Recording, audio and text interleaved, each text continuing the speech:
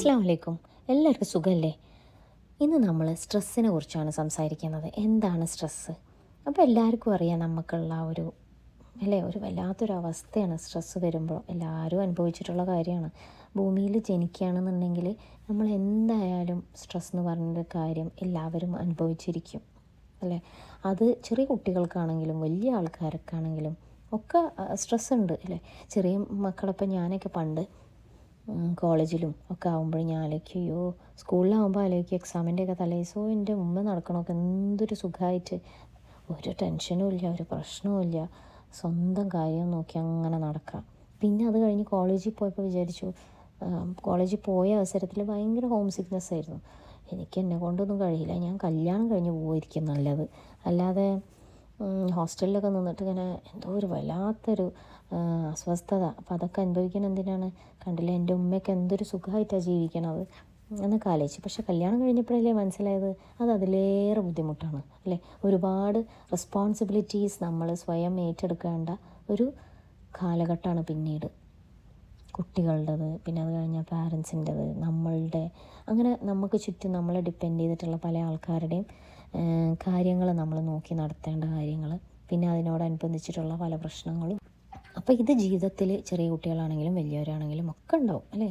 Stress ഒരു പരിധി വരെ നല്ലതാണ് ശരിക്കും. ജീവിതം നല്ല രീതിയിൽ മുന്നോട്ട് പോകണമെന്നുണ്ടെങ്കിൽ, അല്ലെങ്കിൽ കുറച്ച് പ്രൊഡക്റ്റീവായിട്ട് മുന്നോട്ട് പോകണമെന്നുണ്ടെങ്കിൽ, ഇപ്പോൾ ഒരു എക്സാം നമ്മൾ കണ്ടക്ട് ചെയ്യുമ്പോൾ ആ എക്സാം വേണ്ടി നമ്മൾ ആ സ്ട്രെസ് കാരണം നമ്മൾ കുറച്ചൊരു ടെൻഷൻ ഉള്ളതുകൊണ്ട് നമ്മൾ പഠിക്കും അല്ലേ. എന്നാലാണ് നമുക്ക് ആ സ്ട്രെസ് എക്സാം പാസ്സായിട്ട് നമുക്ക് ആ ഒരു ഏത് വിഷയമാണോ ആ വിഷയത്തിനെ കുറിച്ച് നമ്മൾ കൂടുതൽ മനസ്സിലാക്കും. എന്നിട്ട് അതിൻ്റെ ആ ഒരു സ്കില്ലൊക്കെ നമ്മൾ പിന്നെ കൂടുതൽ നമുക്ക് കിട്ടും. എന്നാലാണ് നമുക്ക് മുന്നോട്ട് ലൈഫിനെ ആ ഒരു സ്കില്ല് വെച്ചിട്ട് കൊണ്ടുപോകാൻ പറ്റുള്ളൂ എന്താണെങ്കിലും. അപ്പോൾ അങ്ങനെയാണ്. കുറച്ചൊക്കെ സ്ട്രെസ്സ് നല്ലതാണ്, പക്ഷേ അതേപോലെ ഇപ്പോൾ ഒരു സിംഹം മുന്നിൽ വന്ന് നിൽക്കുക, ഫൈറ്റ് ഓർ ഫ്ലൈറ്റ് എന്ന് പറയും. നമ്മൾ എപ്പോഴും നമ്മൾ സ്ട്രെസ്സിനെ കുറിച്ച് പറയുമ്പോൾ നിങ്ങളൊക്കെ കേട്ടിട്ടുണ്ടാവും ഫൈറ്റ് ഓർ ഫ്ലൈറ്റ് ഉള്ള ഒരു കാര്യം. അപ്പോൾ ആ ഒരു മെത്തേഡ് നമ്മൾ ലൈഫിൽ സ്വീകരിക്കണം. എന്താണ്? സിംഹത്തിനെ കണ്ടിട്ടുണ്ടെങ്കിൽ ഒന്നല്ലെങ്കിൽ നമ്മളതിനെ ഫൈറ്റ് ചെയ്തിട്ട് തോൽപ്പിച്ചിട്ട് മുന്നോട്ട് പോവുക, അതല്ലാന്നുണ്ടെങ്കിൽ നമ്മൾ ഓടി രക്ഷപ്പെടുക എന്നുള്ളതാണ്. അപ്പോൾ ഇതിന് രണ്ടിനും നമ്മൾ തയ്യാറെടുപ്പുകൾ വേണം അല്ലേ. ഇപ്പം സിംഹത്തിനെ കാണുന്ന സമയത്ത് എന്താ, നമ്മളുടെ ബോഡിയിലുള്ള ഹോർമോൺസൊക്കെ റൈസ് അപ്പ് ചെയ്യും. ലൈക്ക് കോർട്ടിസോളും അഡ്രിനാലിൻ അല്ലെങ്കിൽ എപ്പിനെഫ്രിൻ എന്നൊക്കെ പറഞ്ഞാൽ സ്ട്രെസ് ഹോർമോൺസൊക്കെ റൈസ് ചെയ്യുമ്പോൾ നമുക്ക് പെട്ടെന്ന് ഓടാനുള്ള ആ ഒരു എനർജിയും കാര്യങ്ങളൊക്കെ കിട്ടും. പക്ഷേ ഒരു പേടി അങ്ങനത്തെ കാര്യങ്ങളൊക്കെ അവിടെ ആക്ടിവേറ്റഡ് ആകും. എന്നാലും ഇത് കൂടുതലായിട്ട് അപ്പം നമ്മൾ ഓടി രക്ഷപ്പെടും, ഓക്കെ ഫൈൻ. അല്ലെങ്കിൽ നമ്മളതിനെ പൊരുതാനുള്ള ആ ഒരു കഴിവ്, ആ ഒരു എനർജി നമുക്ക് കിട്ടും. പക്ഷേ അത് കൂടുതലായിട്ട് അവിടെ നിൽക്കുകയാണെന്ന് വിചാരിക്കുക.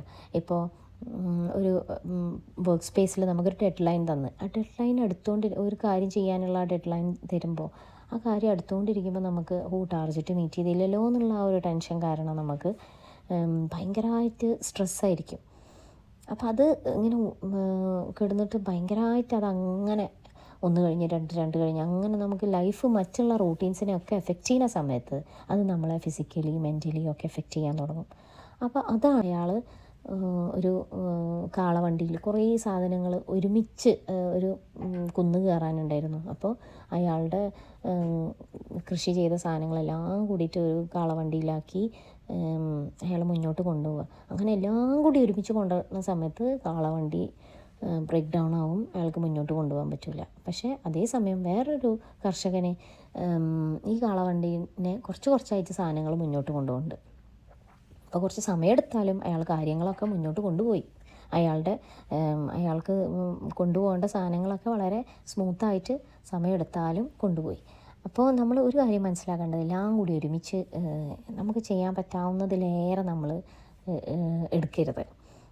കുറച്ച് സമയമെടുത്താലും, അല്ലെങ്കിൽ ഇത് എന്തിനാണ് ആവശ്യമില്ലാത്ത ധൃതി, നമുക്ക് കുറച്ച് റിലാക്സ് ചെയ്തിട്ട് ചെയ്യാൻ പറ്റുകയാണെങ്കിൽ അതാണ് ഏറ്റവും കൂടുതൽ പ്രൊഡക്റ്റീവായിട്ടും വൃത്തിയായിട്ടും നമുക്ക് ചെയ്യാൻ പറ്റുക.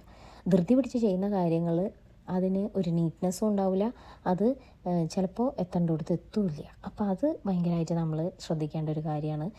എല്ലാം കൂടി ഒരുമിച്ച് ചെയ്യാതിരിക്കുക, ആവശ്യമുള്ള കാര്യങ്ങൾ മാത്രം മൾട്ടി ടാസ്കിങ് എന്നൊക്കെ പറയും. എല്ലാം ഭയങ്കരമായിട്ട് സൂപ്പർ വുമനാണ്. പെണ്ണുങ്ങളെ ശരിക്ക് ഒരു ട്രാപ്പിൽ പെടുത്തുന്ന ഒരു കാര്യമാണ് മൾട്ടി ടാസ്കിങ് എന്നുള്ള വേർഡ് തന്നെ.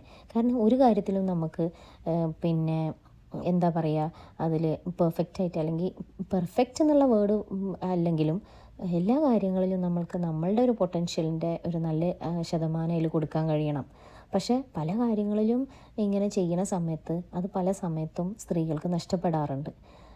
അപ്പോൾ അതുകൊണ്ട് തന്നെ നമ്മൾ സ്ത്രീകളെ പല കാര്യങ്ങൾക്കും മുന്നോട്ട് വിളിക്കാൻ മടിക്കുന്ന ഒരു കാര്യം കൂടി അതാണ്. അതായത് പല കാര്യങ്ങൾ ചെയ്യാൻ കഴിവുള്ള ആൾക്കാരാണെങ്കിലും അതിൽ നല്ല രീതിയിൽ നമുക്ക് കാഴ്ചവെക്കാൻ ചില സന്ദർഭങ്ങളിൽ പറ്റാറില്ല. അത് ഇതുകൊണ്ടാണ് ഈ മൾട്ടി ടാസ്കിങ് ആകുമ്പോൾ പല കാര്യം നമ്മളെ തലയിലോടുകയാണ്. അപ്പോൾ അതുകൊണ്ട് തന്നെ നമുക്കതിലുള്ള ആ ഒരു പ്രൊഡക്ടിവിറ്റിയും എഫിഷ്യൻസിയൊക്കെ ഒന്ന് കുറയും.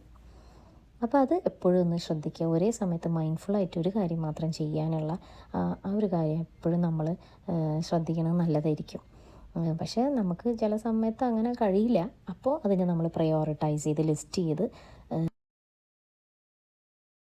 ഒരു ടു ഡു ലിസ്റ്റൊക്കെ ഉണ്ടാക്കി തലേ ദിവസം തന്നെ എന്തൊക്കെ നെക്സ്റ്റ് ഡേ ചെയ്യണം എന്നുള്ള കാര്യങ്ങളൊക്കെ ഒന്ന് മനസ്സിലാക്കി ചെയ്യുകയാണെന്നുണ്ടെങ്കിൽ ഒന്നുകൂടി നല്ലതായിരിക്കും. അതേപോലെ എന്ത് പ്രശ്നങ്ങളുണ്ട് എന്നുണ്ടെങ്കിൽ അത് ഒരുപാട് നമ്മളുടെ ക്യാരി ഓൺ ചെയ്യാതിരിക്കുക, നമ്മളുടെ കൂടെ കൊണ്ടുപോകാതിരിക്കുക. ഇപ്പോൾ പാസ്റ്റിലത്തെ ചിലപ്പോൾ നമ്മളെ ഹോണ്ട് ചെയ്യുന്ന പല മെമ്മറീസും ഉണ്ടാവാം. അതേപോലെ ഫ്യൂച്ചർ എന്തായിരിക്കും എന്ന് ആലോചിച്ചിട്ടുള്ള ടെൻഷൻ ഉണ്ടാവാം. ഇതൊക്കെ അത് ഒന്ന് കഴിഞ്ഞു പോയി, ഒന്ന് വരാനിരിക്കുന്ന കാര്യങ്ങളാണ്. അതൊക്കെ അൺഎക്സ്പെക്റ്റഡ് ആയിട്ട് പലതും നടക്കാം ജീവിതത്തിൽ. അപ്പോൾ അതുകൊണ്ട് തന്നെ നമുക്കത് ഒരുപാടൊന്നും നമ്മൾ എക്സ്പെക്റ്റ് ചെയ്ത പോലെ തന്നെ ഒന്നും നടക്കണം എന്നൊന്നുമില്ല. അപ്പോൾ അതൊന്നും ആലോചിച്ചിട്ട് വറി ചെയ്യുന്ന കാര്യത്തിൽ ഒരു കാര്യവുമില്ല. അപ്പോൾ അതുകൊണ്ട് തന്നെ പ്രസൻറ്റിൽ ജീവിക്കാൻ എപ്പോഴും ശ്രമിക്കുക.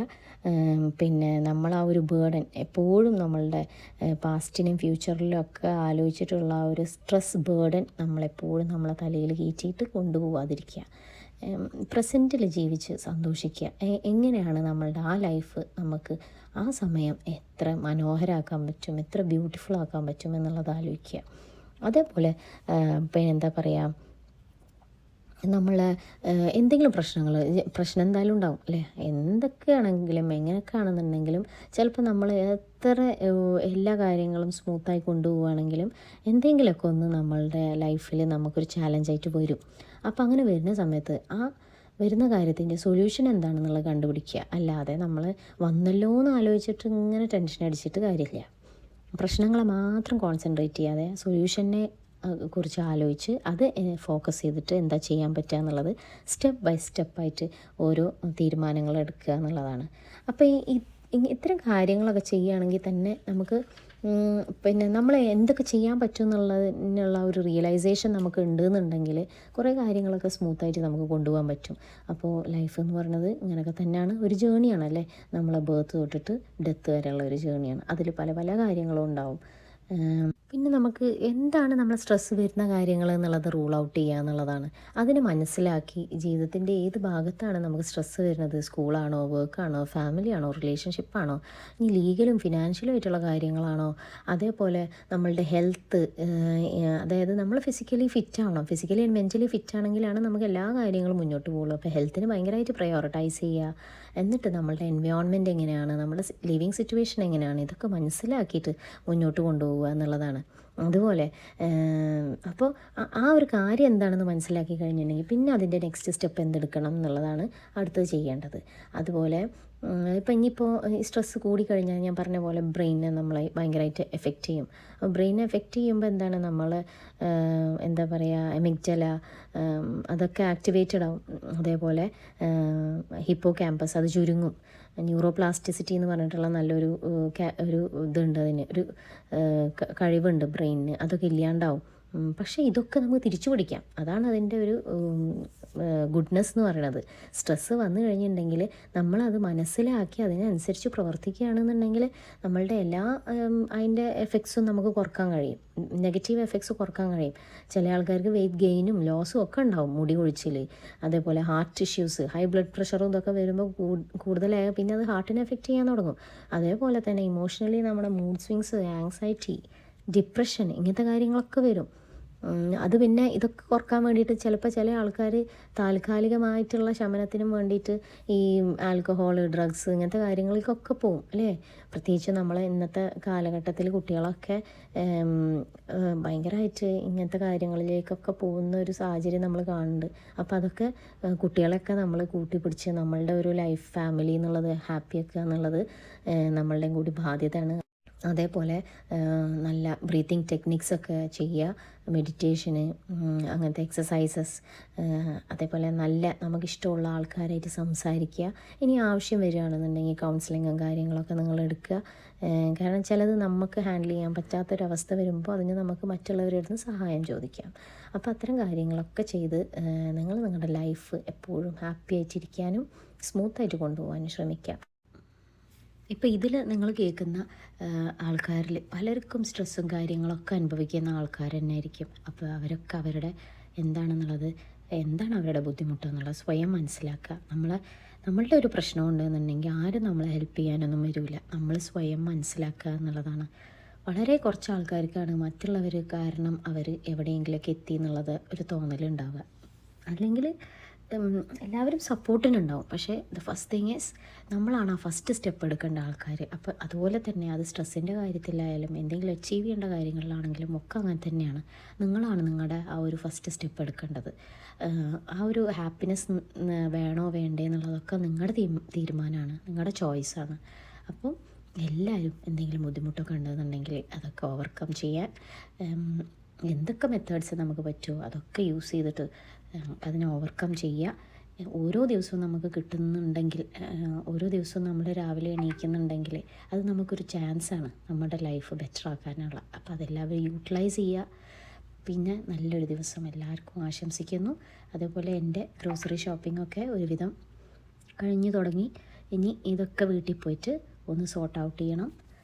എന്നിട്ട് മീൽ പ്രിപ്പൊക്കെ ചെയ്യണം. മീൽ പ്രിപ്പ് വളരെ ഹെൽപ്ഫുള്ളാണ് ഒരു വർക്കിംഗ് വുമൻ എന്നുള്ള രീതിയിൽ. അഭിപ്രായങ്ങളൊക്കെ നിങ്ങൾ കമൻസിൽ അറിയിക്കുക. സബ്സ്ക്രൈബ് ചെയ്യാത്ത ആൾക്കാർ സബ്സ്ക്രൈബ് ചെയ്യുക. ഇതൊരു ന്യൂ ചാനലാണ്, അതുകൊണ്ട് തന്നെ സബ്സ്ക്രൈബേഴ്സൊക്കെ കുറവാണ്. നിങ്ങളുടെ സപ്പോർട്ട് തന്നെയാണ് എന്നെ മുന്നോട്ട് കൊണ്ടുപോകാൻ ഉള്ള ആ ഒരു എനർജി തരുന്നത്. അപ്പോൾ അതുകൊണ്ട് തന്നെ എല്ലാവരും സബ്സ്ക്രൈബ് ചെയ്യുക. കമൻറ്റിലൊക്കെ നിങ്ങളുടെ അഭിപ്രായങ്ങളൊക്കെ രേഖപ്പെടുത്തുക. അതുപോലെ ലൈക്ക് ചെയ്യാനും ഒന്നും മറക്കരുത്. അപ്പം വീണ്ടും അടുത്ത വ്ളോഗിൽ കാണാം. Hello, neighbor. I'm gonna sit down. Okay, so first. Wait. For me? Yeah.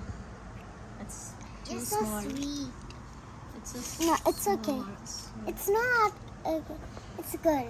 Okay, Legend, what's your process right now? I did not even start it yet. Can you make a bracelet?